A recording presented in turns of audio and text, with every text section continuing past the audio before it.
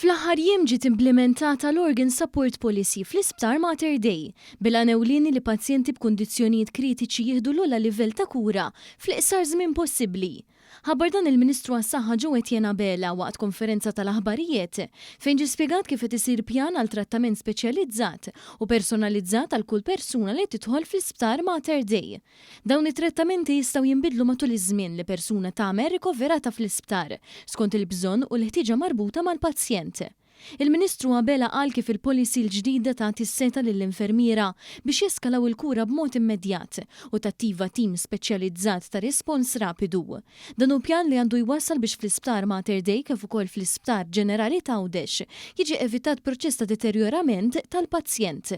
Il-Ministru qal kif deċiżjonijiet dwar eskalazzjoni tal-appoġġ għall-organi jieħdu fi żmien 24 siegħa mill-ammissjoni u jinvolvu lill-pazjent u l-qraba fejn ikun possibbli. Nirrikonoxxu u narfu li l-professjonisti tagħna huma professjonisti li jridu l-aħjar għall-pazjent u meta aħna nitkellmu dwar patient-centered care illum huwa ċelebrazzjoni ta' dak.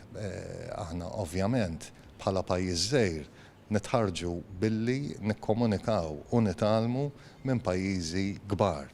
Imma imbagħad ovvjament aħna rridu naddattaw dawk il-proċessi, dawk l-algorithms għas-sitwazzjoni tagħna.